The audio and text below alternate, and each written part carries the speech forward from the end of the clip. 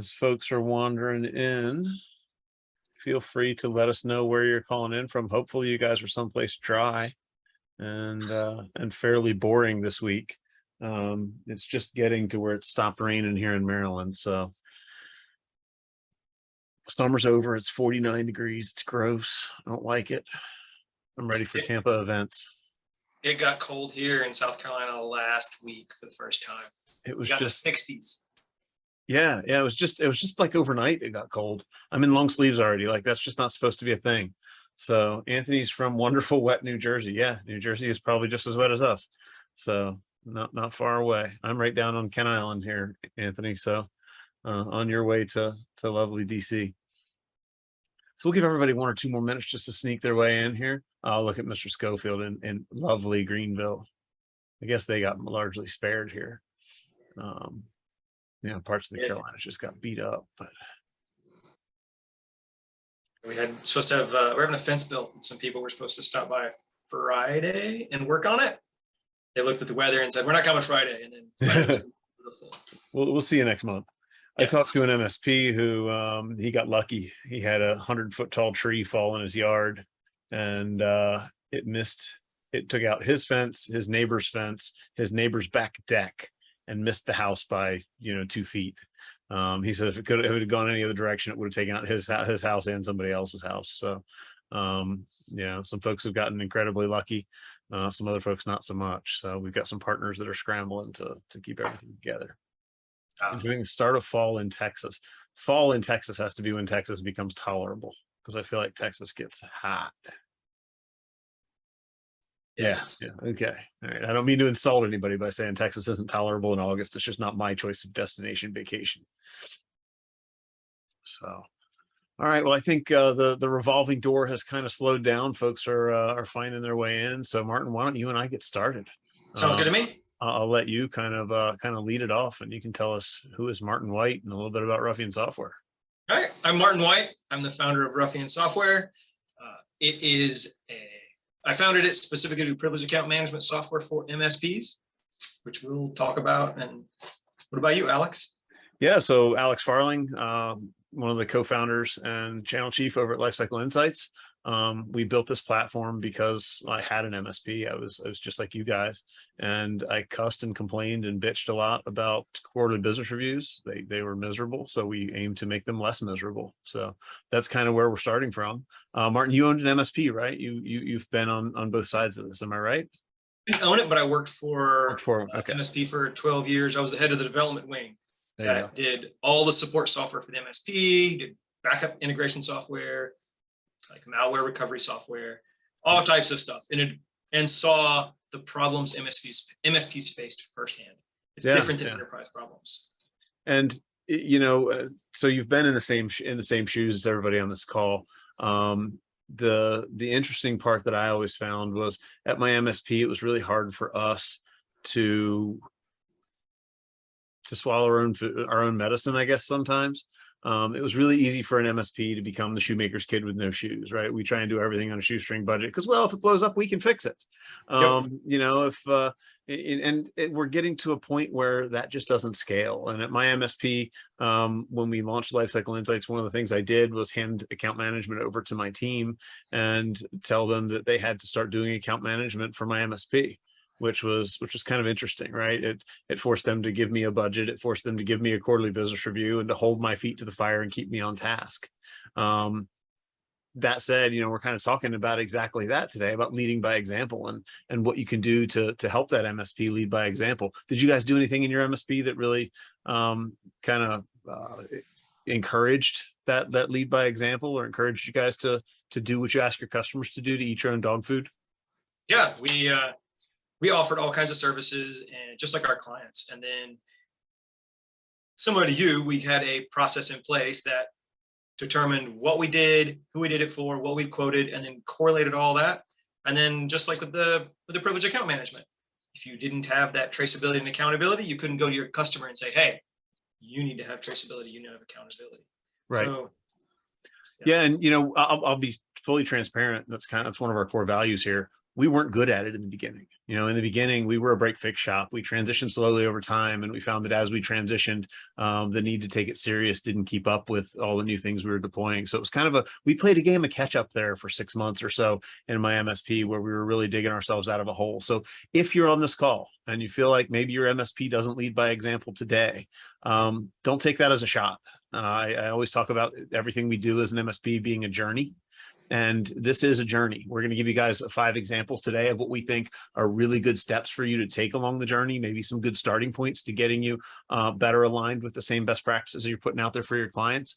But also, these are things you can take to your clients as you've done them internally and kind of improve the value of your relationship with your customer. So with that, let's kind of jump in. We'll talk about 5 important steps to leading by example. And the first is pick a framework. And something popped up on LinkedIn just yesterday, and I forget what the conversation was. Somebody was talking about frameworks, and I said, you know, CIS is my favorite. It's what we use here at Lifecycle Insights. CIS actually has a developers framework as well, or a developers part of the framework as well. So we use that in conjunction with what AWS has. I was a fan of CIS in my MSP. It was, in my mind, small enough chunks to be digestible and very prescriptive. So if you weren't aligned, you could kind of learn what you were doing. But what's your favorite framework, Martin? Where are you guys starting from? Because we came, the MSP I worked with came from the healthcare industry. We picked HIPAA to start with. And then once you've done any one of the frameworks as an MSP or as any sort of company, once you've done one framework, all the work that you've done in that framework really translates really well into the other frameworks. So once you've done that first heavy lift and you've become CIS or NIST or something compliant, you can quickly knock off the rest of the compliancy emblems and get done a lot of things. Yeah, there's a lot of cross maps out there. If you just go Google compliance framework crosswalk, I think is what they call them. There's a bunch of spreadsheets out there that'll tell you exactly how, you know, a CIS assessment item translates to a NIST item, translates to a HIPAA question, et cetera, et cetera. So it's to Martin's point, it's really fairly easy. And NIST and CMMC are probably even more closely related than others. So if you started with NIST, CMMC kind of is an easy walk as well. Anthony says we use NIST to explain the high-level overview, and then moved into CIS with their CSAT tool for the granular breakdown of how we implement cybersecurity. So that's awesome. And again, CIS, the tool that he's talking about, the CIS CSAT tool, I think there's free and paid versions of that tool, if I remember correctly. So you can use the CIS CSAT tools to help you along your compliance journey with your customers. One of the things we built here at Lifecycle Insights is an assessment platform that you know, the rest of the platform plugs in. We talk to inventories and things like that from ConnectWise, IT Autotask, and you know, IT Glue and some of those other tools. But you can certainly use the free tools from the frameworks that really help you get started. And the interesting conversation is that this becomes just a part of, or a core piece of, what you're doing at your MSP. And you wind up with a technical meeting every so often to just address where are we with our framework? What's the next step? How do we get a little bit better? And that's the other thing that really makes me love CIS, is that they break it down into implementation groups. And we're starting to see the same with NIST and CMMC. You know, CMMC is literally just NIST with implementation groups. So we get into a place where it gets super easy to prioritize and say, hey, there's a few things in this implementation group 1 that really matter before we move on to implementation group 2. You know, let's try and do the one next thing that makes us 1% better, instead of trying to boil the ocean and tackle a 150 question NIST assessment framework. In addition to just the mappings that go between the different frameworks, there are actually paid tools which will give you the steps to get from all the way to one framework, and then tell you what work needs to be done to accomplish other frameworks too. They're pretty good.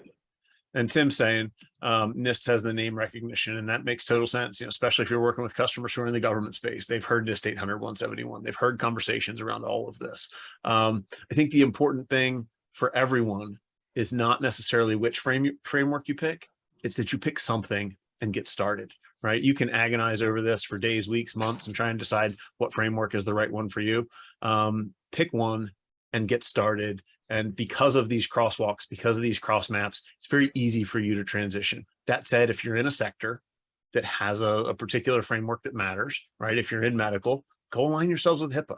best practices are still best practices, right? You're still going to want to inventory who and what you support. You're still going to want to, roll out unique passwords and MFA and all of the other best practices that are basic cyber hygiene before you get into the really fancy things like SOC and SIM and, the real next tier of threat management and those kind of tools. So pick a framework, go after the basic cyber hygiene, knock the easy stuff off the list, I think is what you should take from this portion of the slide. Does that kind of sum it up properly there, Martin? Also add one piece to that. Don't look at the framework as a series of checkboxes to just check off. Look at them as the collection of information of people who've had cybersecurity events. And this is what they have in retrospect looked at and wish they had in place that would have prevented this event. I have seen so many companies be like, will your software check these 3 boxes? And I'm like, yes, but that's not the right way to think about it. You think about what those 3 boxes mean, and are you really being more secure by just checking those boxes, or are you just checking boxes? Because I've seen so many people with policies that are copy paste and replace, and they don't represent what they really do. We might talk about that in a minute. So, but that reminds me of a great point. We talk to MSPs a lot. As MSPs, we're techie people. We like shiny toys. We like cool things. One of the things I always encourage MSPs as they're trying to find the perfect stack, right, is just stop for a second. Don't go out and buy another toy. Go find the problem. Go and use your framework as an example. Go find where your stack lets your framework down. Right? If you have a framework and you've already got it halfway rolled out or 2/3 rolled out or most of the way rolled out, and you've got this one item that you say, I just can't figure out how to solve this problem, then go shopping for the tool that when properly deployed helps you solve that problem.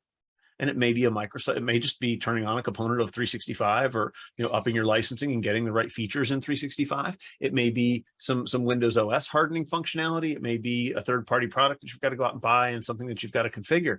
But instead of going and looking for the shiny tool, it's really about, can we solve the problem that the framework item is pointing to? Because like you said, all those framework items, all the assessment items in the framework point to something that went wrong that caused a significant number of breaches. So we want to solve the problem that causes the breach, and we want a tool that does that or that helps us to do that. But know that one of the biggest reasons that folks get breached still to this day is misconfiguration of tools. So just buying a tool and sticking it in there doesn't fix the problem. We have to learn what the problem is. We have to understand how it can be affected by a bad actor and make sure that we've mitigated that impact with the tool that we bought. Yep. So I think we've beaten that dead horse. So let's move on. But we talked a lot about framework just because framework is a great place to start, and every MSP needs one. So if you can't right off the top of your head say this is the framework we align with, that should be your number one takeaway from this, right? Find yourself a framework and kind of get started. The second thing we're going to talk about is that internal QBR, and we did this at my MSP. I actually had signs printed and posted around the office, and I was always one for these motivational signs. Now in my office, they were all demotivational signs because I just find them funny and I have a terrible sense of humor. But around the office, we would always have, there was a sign over my desk at one point that said, if you have to do it twice, automate it. And that was kind of what led us to build Lifecycle Insights, because we were doing QBRs by hand too often. But I actually put a sign around the office when we started doing HIPAA compliance for some of our medical clients, and it was, you are client 0. So I kind of stole that language and put it up here because the purpose of running that internal QBR is to make sure that you're treating your own environment with as much or greater care than you do all of your customers. Because at the end of the day, your internal environment is that one thing that can get all of your customers breached. Right? It is literally checkmate. If you have one client get breached, that's one thing to deal with. But I sat down and did the math at one point, and it was really it just explained the problem to me in no uncertain terms. I had 5 technical humans in my office and 47 fully managed clients. If all of those clients get encrypted, each of my staff was going to get 9.5 customers and be told, you got to get them up and running. ASAP. right. Yesterday, right now. Right. Yeah. Oh, and by the way, preserve data, preserve records, preserve evidence. So, it is a big, scary thing. So the idea that we need to align our internal practices first is not some asinine guy standing on high who's already sold his MSP and doesn't have to worry about it, screaming at the clouds trying to tell MSPs what to do. It's a real world defensive mechanism, because at the end of the day, and one of the reasons we said pick a framework is because at the end of the day, MSPs carry a lot of liability. If you wind up in court one day because one of your clients got breached, you know, you don't want the opposing counsel to be able to say, Martin, tell me, why is it that you chose to manage admin passwords the way that you did? You don't want to be able to have to go, well, I thought it was a good idea, right? Or it was just easy. Right. CIS and NIST recommend that I do it this way is a much more defensible answer, right? And that's why the framework's so important. And then doing some sort of an internal attestation, some sort of an internal walkthrough, just to get a status quo and a lay of the land to figure out where you are, so that you can start that, you know, identify the status quo, plan, remediate, investigate, and kind of work your way through that circle again, is super, super, super important. And lastly, you know, I tell everybody to actually take it one step further and give yourself a QBR, because the hardest part about some of this for MSPs, and there's math out there that says 25% of MSPs were unprofitable before the pandemic, and another 30% were just break even. Part of the difficulty here is having the budget. So one of the things we stress in the QBR is deliver your client a budget, deliver yourself an IT budget when you're having this conversation. I think it's super important. And with that, I'm going to read the comments here and I'll let you respond to that. The internal budgeting and being profitable as MSP is very important. And when you can go to your client, when you take a QBR to your clients, or you take any sort of trust that you've built with your clients, you go to your clients, they're much more likely to just accept your recommendation and move forward and then buy something that you're trying to sell them, because they trust you, which is what it's all about. You need your clients to trust you as the expert. Yep. Yep. And Anthony's up here reciting to us the DNS haiku, which I always love. But yes, at the end of the day, this is about being defensible. This is about making sure that when insurance gets called in, they're willing to pay the insurance claim because you did what you told them that you would do. Does green mean control deployed? Yellow, yes, green means control deployed. Yellow means either in process or planned, and red means not started. So you're absolutely right. Those are completely random answers that I grabbed off of an assessment last night to take a screenshot for the slide. So they were for a demo client in my test environment. But yes, there's a lot that needs to be answered for if your assessment looks like this. So but this is just the concept of make sure that we walk ourselves through a framework, make sure that we have the conversation, make sure that we're doing some planning and that we're building something that moves the needle for us as an MSP. And one of the key points to that is make sure you know how you're going to pay for it. You know, as MSPs, we stress over adding $1 per endpoint to our stack. And that can be nothing compared to what compliance can cost. And the only thing more expensive than compliance is being out of compliance. So think about it from that standpoint. This one kind of leans into your wheelhouse here, Martin. I'm going to let you talk about it, but the Ponemon Institute really kind of stole your thunder and has posted a couple graphs. Do you want to explain those graphs, or do you want me to go through them real fast? You go through them real quick, and I'll jump in. So what we have here on the left-hand image, we're measuring in millions of US dollars, so $4.9 billion in breaches. Is the top. I'm sorry, that's 490 million. Now I'm gonna have to redo the math. But anyway, what we're looking at is stolen and compromised credentials account for almost 20% of breaches, and was the 4th most expensive kind of breach to happen. This is according to the Ponemon Institute 2022 data breach report. They do these every year. The link to it is down there at the bottom if you guys want to go check it out. It is a really cool, there's a lot of slicing and dicing of the data around all these data breaches over the last year, and they talk about what are the most expensive kinds of breaches, what are the things you can do in your environment to mitigate a breach, and then stolen or compromised credentials also, you know, as we look at it, is the thing that allows the longest dwell time. So when a hacker gets access to your environment, if they've stolen or compromised credentials, it typically means they can dwell on your environment for somewhere between 250 and 330 days before they're detected, which means data exfiltration, which is why it's so expensive. It really means that there is a significant impact by the time that that breach is discovered and by the time that anything is actionable. These are the kind of breaches that put people out of business. It was just interesting to me that credentials kind of topped everything. And you and I are standing here talking about bringing this as a point of conversation. I was actually reading this report for another webinar I was doing, and I thought this is exactly the conversation Martin and I are getting ready to have. So for that, let's talk about privileged account management and how to do it right. Privileged account management, those stolen credentials, you can go out on the dark web and you can easily find a list of 1 million passwords and usernames to buy. And if you look through those, some percentage of those are administrative credentials from MSPs. And if you're just looking through that list and you do some evaluation, you'll find credentials that are like administrator, and the password is the name of the MSP, rocks, exclamation point.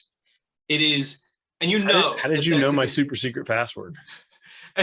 Because I've seen it on Excel spreadsheets, and you know that that password is used not just on one client, but on all the clients.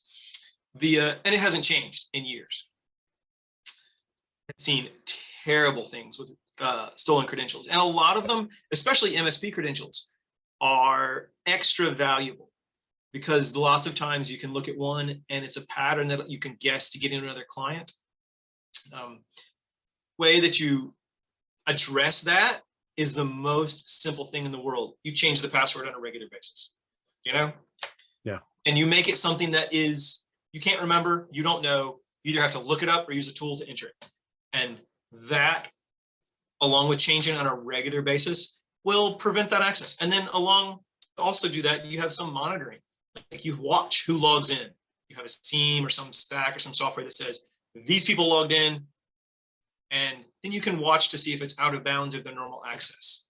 Right. So if I'm logging in from Beijing at 2:30 in the morning, somebody might want to know about it. Talking to somebody else about this earlier today, that a lot of MSPs use a shared administrator login to all their clients. All the technicians share one administrator login. It's the most common way that MSPs do access. It's wrong based on every security framework. All the ones we talked about, they say that's not allowed, but that's what most MSPs do. And that means that if you looked at where that account was used and logged in, you really can't do any evaluation on it. The proper way to do privileged account management is a unique credential for each person. Right. Then you can do that evaluation. And we started doing that in 2008 at my MSP with automate scripts. And we literally had Perl scripts that went out, and when we created a new user, when we hired a new engineer, we ran a Perl script on the environments that we wanted to create that user in.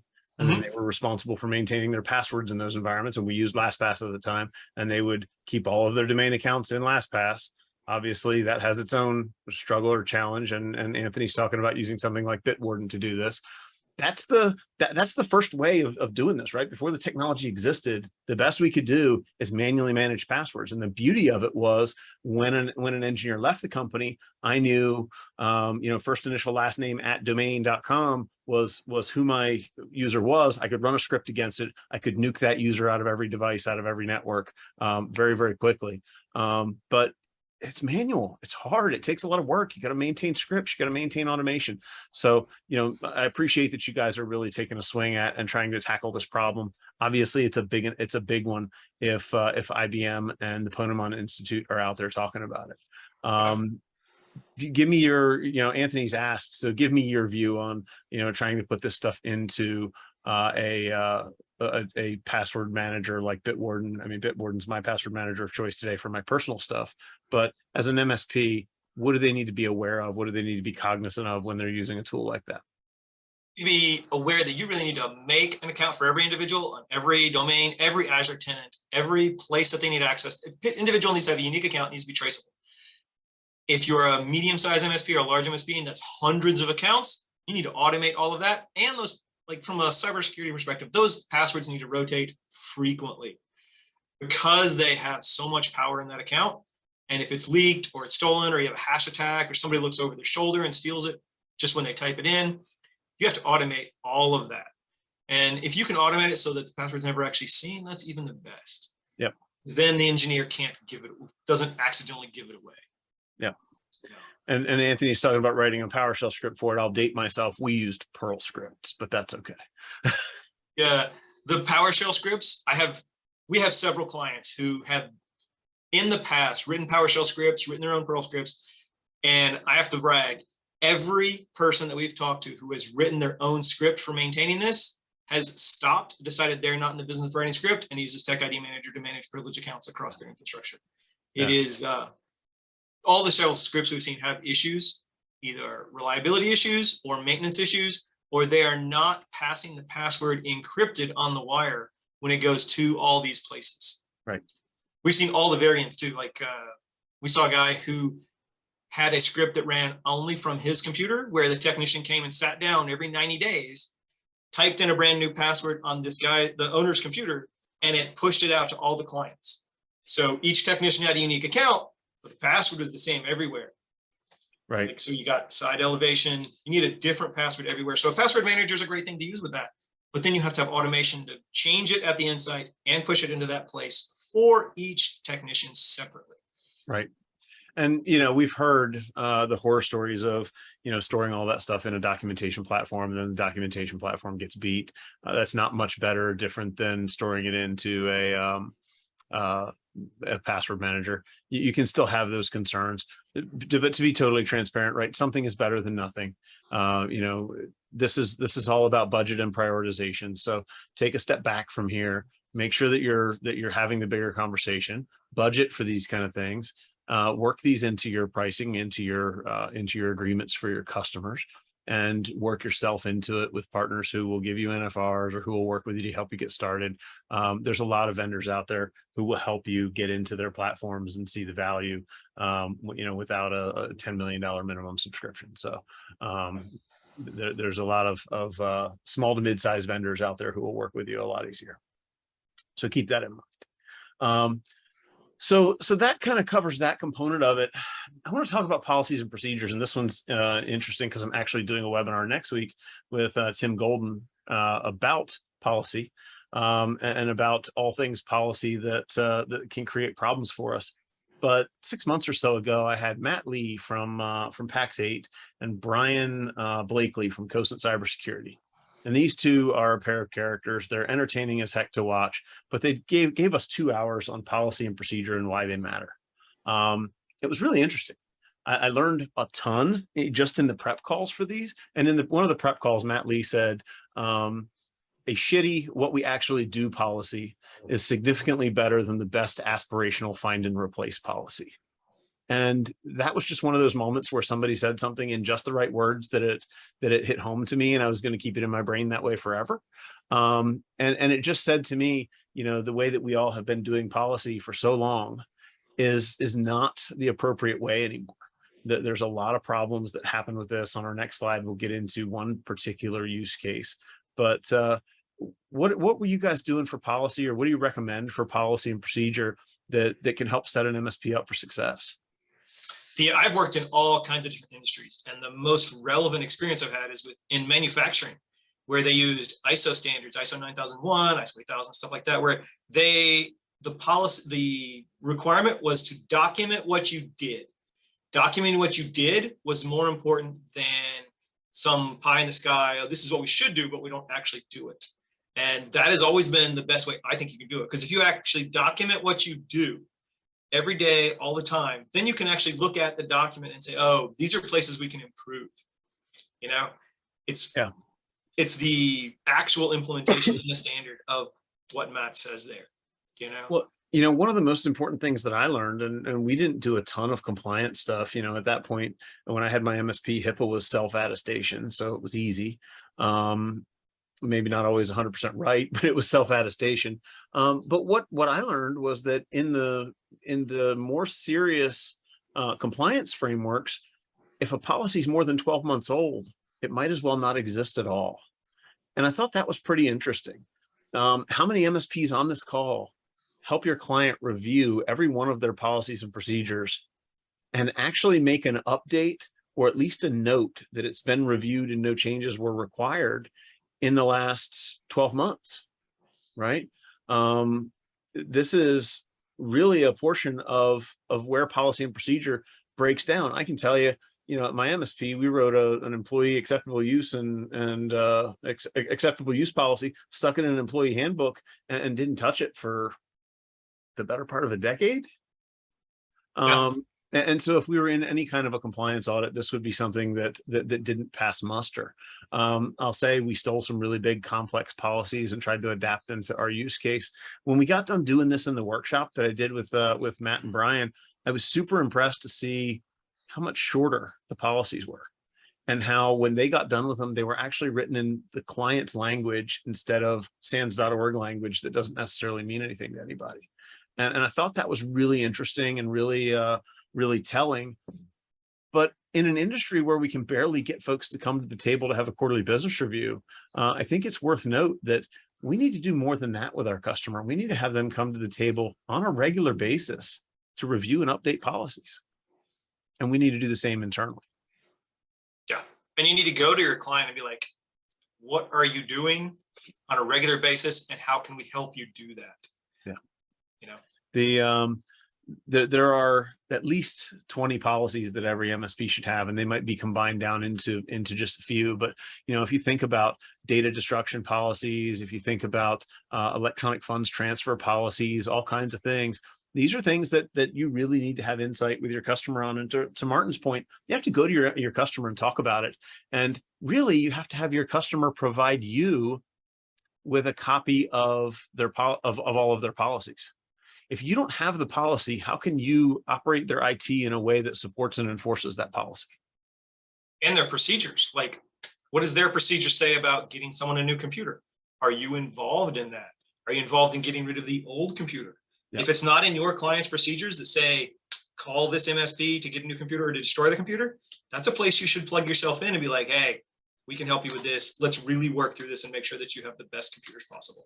Yeah. So, I always like to go to the electronic funds transfer policy because I think there's a huge duh moment right here where the MSP gets a new engineer. They put him out on the help desk. He's been on the help desk for 2-3 weeks. He's finally taking calls by himself. Maybe he's here a month, taking calls by himself. He gets a call. He opens ConnectWise, pops into the ticket. It pops up and says, this ticket's a VIP user. Make sure you give them everything they need.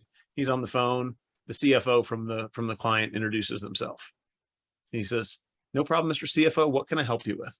Well, I'm trying to wire some money and I'm having a problem. Can you log into my screen and help me through this? I'm in a real rush. Right? What is your brand new engineer who wants to make Martin feel good about them, who wants to go, Martin's got to love me by the end of this. He's going to be so happy with the way that I dealt with this. I'm going to do everything right. I'm going to make sure this customer gets white glove treatment. I'm going to help this person wire some money. Right? Yeah. I'm not sure I would. Is anybody on this call confident that no engineer you've ever hired would have done that? Do you have a policy in place that says before we do things like wire money, disable content filtering, whitelist applications and whitelist other things, that your folks know where to go to find that SOP and that they're going to go to look it up? I hope you have an SOP for it. You should. You should have an SOP that says, go check the client's policies and procedures and make sure it's appropriate in their environment. Right? My answer was, we don't wire money. That was the company rule. It was a real short policy. We don't wire money, period. It was the easiest policy we ever wrote. But, the day that your engineer, your brand new rookie kid who's trying to show off for the boss, goes and helps somebody wire $20, $30, $50, $100,000, how badly do you think that is going to go for you? So, and I use that example a little bit facetiously because hopefully it's never going to happen. But I think it's an example you can sit down in front of your customer and say, what if this happened? And I don't know what your policies are. This, Mr. Customer, is why you should share your policies and procedures with me. So when we went through, we had a checklist for all of our clients' policies and procedures, and we would never mark them better than in progress unless they had been delivered to us in their final version. And that final version was less than a year old because we needed to know we had the latest copy of that client's policy. So just give some thought to that. If you have a list of 10, 15, 20 policies you think your client ought to have them give you that list of policies. They may be combined into employee handbook or an acceptable use policy or something like that. But make sure you can check all those boxes. Make sure you know where they come from and make sure they're in a place where your engineers all know what the first place to look is, know how to find what they need and can get through there. Because to Anthony's point, don't touch the financial stuff without double confirmation. I mean, it really should be stop. You don't do anything financial without getting the help desk manager to say, yep, this is definitely something that we want to do, right? How long does that take? 60 seconds on Teams? Yeah. You can stall the customer that long. So And policy and procedure is bigger than you think it is, I think is the takeaway here. I think you should also put in your MSP time for you to update and time for the engineers to read these policies and understand them.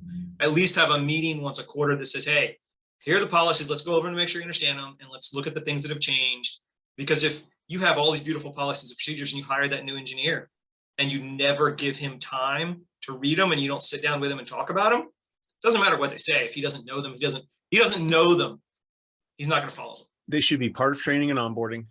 There should be time set aside and scheduled for your leadership team to reevaluate policies. We would do 2 or 3 policies a month because we knew if we waited till quarterly or once a year to try and do them all, it was just too overwhelming. And if you just put, the 3rd Friday of the month from 3 to 4 o'clock in the afternoon, you read 3 policies and make sure that they're up to date. Maybe you walk home with some homework, or maybe some of it doesn't get done till the next week, but at least it gives you that point to say, I'm going to carve out this much time to just glance at some of these policies and make sure they're right. And worst case, I'm going to go back to the bottom. And the thing I didn't ever do was go back to them and say, these policies are right. They're, attest that I've reviewed them and that no changes are required. I wasn't good about keeping an audit log. Know that today your insurance companies and your compliance requirements are going to want you to keep an audit log. So even if you review it and change nothing, document that. I think it's an important note that most of us wouldn't think about if we don't live in the high compliance world. But I think that is something that's coming down out of the high compliance world and going to land in our laps as just best practice for everyone pretty quickly. Yep. So we've talked about 4 things that MSPs should be doing. Let's talk about the 5th one. And I think this one is super critical. Everybody's talking about it today, but it's kind of like the weather. Everybody's talking about it. Nobody seems to really be doing anything about it. Why don't you lead us off on cyber insurance? Because this one's huge. Their cyber insurance is big. It has huge questionnaires you have to check. And there's a lot of things in there that companies are checking yes to. And they're really pretzel logicking, or they're like contorting the way that they think they can check yes without actually solidly being able to check yes. MFA, like on the screen here, is an excellent representation of that. Like the insurance questionnaire say, are you using MFA for all privileged accounts everywhere?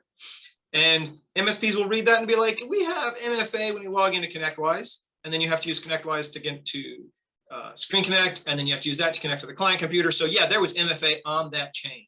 Yeah. But that is not what the questionnaire is asking. The questionnaire is asking, do you have MFA logging into the client network no matter how you log in? So if you go sit in front of the computer, or if you go remote in with RDP or Screen Connect or some other remote connection tool, they want to know that you have MFA on every account. And it is something that's one of 50 to 100 questions. And it is more complicated than most people think. And it's not something you can sideways logic your way into. We have MFA somewhere, so thus we have it everywhere. Because I think that this article is specifically referring to a client that said, yes, we had MFA. They said we have MFA everywhere, and they had it on remote access VPN, and I think Microsoft 365, and that was it. Yeah. And I forget exactly how they got beat, but they got beat another way where MFA probably would have stopped it and contained it. So the insurance company decided they would pay 10% and sued to cancel the policy. So, this is an extreme example, but these are the conversations that we want to be aware of and that we want to talk about, right? MFA is hard. MFA takes a ton of work. And in most cases, you're never going to be able to sign something that says we have MFA everywhere. MFA everywhere is a huge goal. It is achievable, but it's huge. It requires centralized authentication source, outsourcing of all logins to the same centralized authentication source, and then MFA on that source. It's a lot of connecting of pieces, especially that the medium and smaller MSPs just don't do. And it assumes that you don't have a marketing department who needs to go out and sign up for Canva or some crap that that doesn't support it, right? There's going to be that weird thing that you need to access that doesn't support MFA. Mm-hmm. There's going to be that bank that only supports MFA via text message, and you're going to need to document those exceptions. When the insurance company says, have you deployed MFA correctly everywhere? And then you come back and say, well, it's text message MFA at the bank. The insurance company is going to go, well, shoot, even the federal government doesn't think that's appropriate. And right? And their security Yeah. standards have been known to be a little suspect from time to time. So, you know, there are, but those things exist, right? I have a Bank of America account that's the only MFA option. So there are, especially when you're filling out these claims and these questionnaires. I got some really good advice from Justin 𝘁𝗵𝗶𝘀 about a week ago. And what he said was, when they get really, really specific with their questions, like MFA everywhere, he says, you need to give a very detailed answer, right? I guess he said when they're vague, like, is this deployed ever? You need to give a very detailed answer. We have MFA here, here, here, and here, and the bank only supports it by text messaging. And let them infer where you don't have it and whether or not that's appropriate.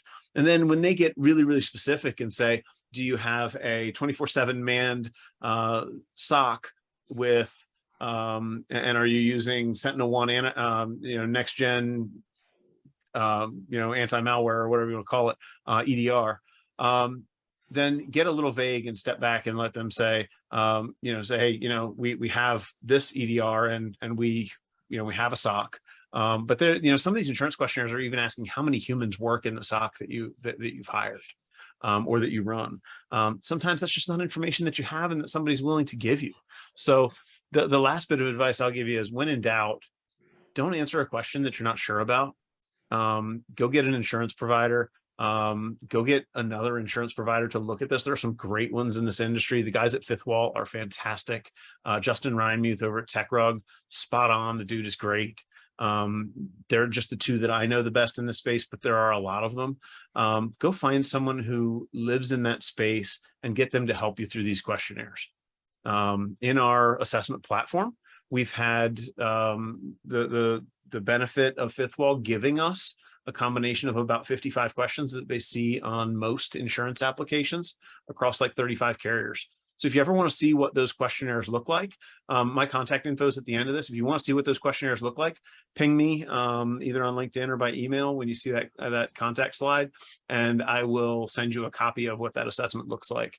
Fifth Wall was gracious enough to put it together. We try and share it across the community so that when you're sitting with a customer trying to help them be prepared for that assessment that's coming when their insurance renewal is coming, you can answer these questions ahead of time so that you're in a better place when the questionnaire gets dropped in your lap, right? We don't want to come back to our customer when that questionnaire shows up and say, I had to mark these 17 things. No, remember I told you so about all these? I've been trying to sell you these for 3 years. We want to have that conversation a little earlier. I think there's also a conversation you want to have with your clients who have not brought you a cyber insurance questionnaire, and be like, hey, did you fill one of these out without talking to me? Because I have seen that happen where the customer just fills it out and then expects that the MSP was doing all those things. Right.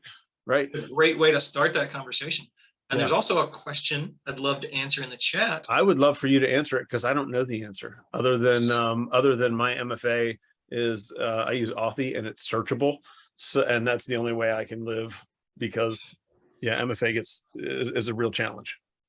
So as a technician at an MSP, the first step to getting MFA everywhere is having a unique account for each engineer everywhere.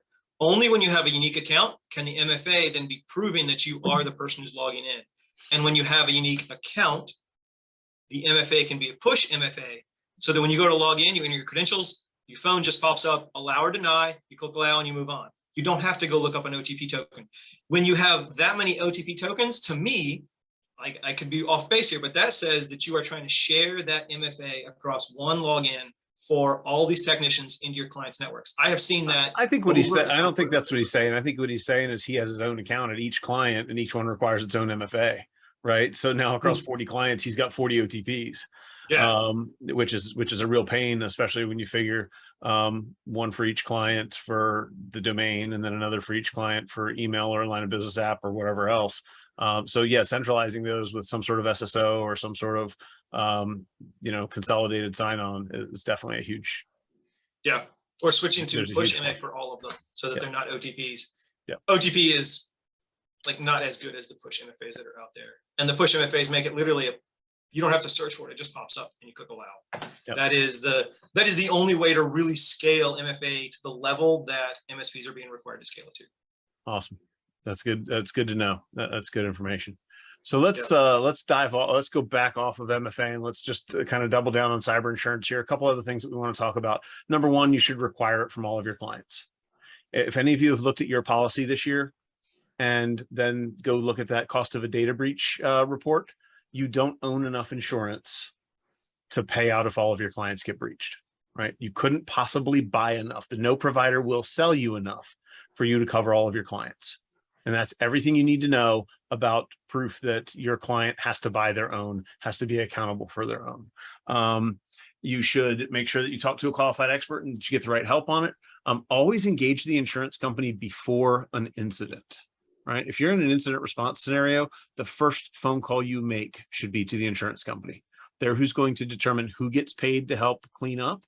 They're going to be the one who assigns you a breach coach, assigns you counsel, does those kind of things.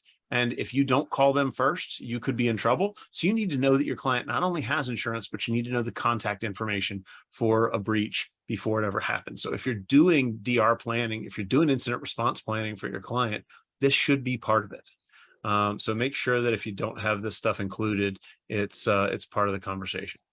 And then last but not least, store your policy offline. There are some stories out there of ransomware gangs actually looking for your insurance policy online, finding it, reading it, knowing exactly how much insurance you have, and asking for your ransom to be just a little bit more than that so that your insurance company pays out in full and you still have to come out of some money out of pocket. So understand that this information should not be something that's just hanging out where someone who breaches a network could gain access to it. And last but not least, if you think a question even borders on you giving insurance advice, you are not a registered insurance agent, don't freaking answer it. Go get a registered insurance agent to have the conversation. There are things that you can actually get in trouble for saying, like, yes, Mr. Customer, I believe you have appropriate coverage for your size of business. Those are words you should never mutter. Just don't is the best answer that I have. Yeah, I agree with that. Yeah. Know where you're an expert and know where you're not. Yeah. Yeah. So what happened with Uber, whether it's your client's insurance or yours, you're not going to get to make that choice. The court is going to make that choice, right? Their insurance company is probably going to sue you. Your insurance company is probably going to fight back with them. It's going to be a whole rigmarole back and forth. And the most important thing for you is that you have enough coverage that your insurance company goes and picks that fight and you don't have to. Because those folks will talk long and slow to each other until they've exhausted a ton of money and resources, and the only person who wins there is the attorneys. You just don't want to be involved in that. So make sure that your coverage is appropriate. So with that, we're kind of running short on time here. Let's kind of wrap it up. Martin, I appreciate you hanging out here today. Obviously, you guys have a product. You're here to sell a product. We want to talk about some things that move the needle for MSPs. But if somebody wants to learn more about TechIDManager, do you want to give us just a quick high-level overview and then where they can go to maybe catch a demo or learn more from you guys? Every cybersecurity framework, everyone you mentioned today and everyone that's out there says that an account should belong to a person and you should never share accounts. This is standard in the enterprise space, it's standard in the government space, but for MSPs, it's difficult because of the number of technicians and the number of clients, a little bit of math. If you have a medium-sized MSP, you're making thousands of accounts for your technicians, and then you have to change thousands of passwords, set thousands of rights. That's just untenable. So if you want to maintain compliance with any security framework, you need a unique account for every technician everywhere they have access. In order for that to work for an MSP, you need to automatically have software that automatically creates those accounts, automatically disables those accounts when somebody leaves, automatically rotates all the passwords for all of those clients everywhere very frequently. That is what TechIDManager does. We create unique accounts for every MSP technician everywhere they need access on Azure AD, on domains, on work groups, a bunch of other places we're working on. Auto rotate those passwords. And as an MSP, you need to be downtime tolerant in all your software. So TechIDManager has some significant downtime tolerance features built into it so that even if you're offline, your client's offline, you can still log in, your technicians can still access and log into the clients, get them back on the internet, and you don't go down.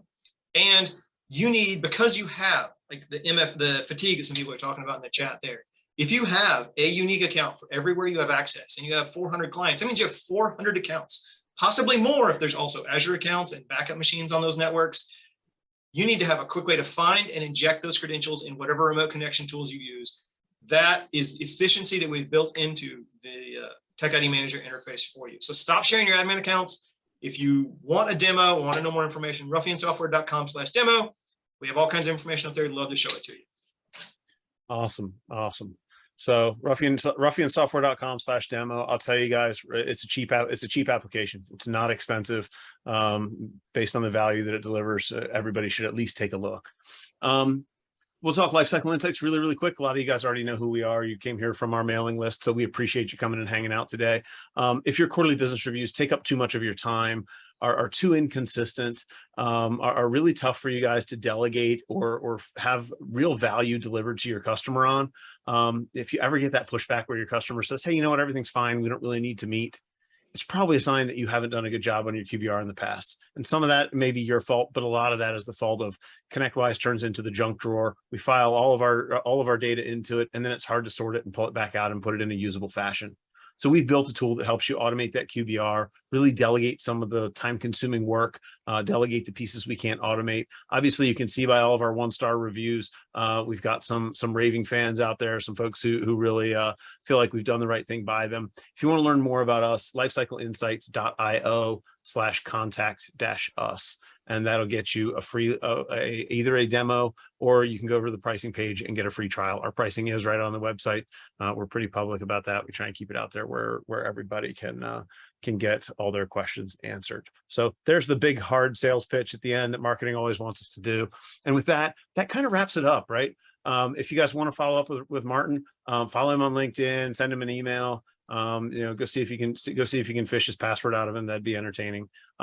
And then if you want to follow up with me, Alex.Farling, lifecycleinsights.io, and follow me on LinkedIn. We're happy to continue the conversation and carry it on over there, but we had planned to take up about 45 minutes of this. So I appreciate everybody staying over for 6-7 minutes. And with that, we'll take any questions you've got, but other than that, we'll wish you guys a happy day and let you go. Martin, thanks so much for coming. That was fun. Thanks for having me, Alex. This was a lot of fun. We got a lot of chat conversation. That tells me people got something out of it. Yeah. It was really good. Well, I don't think we've got any questions, so we're going to go ahead and let everybody roll out of here. All right. You'll have a great day. All right. Take care.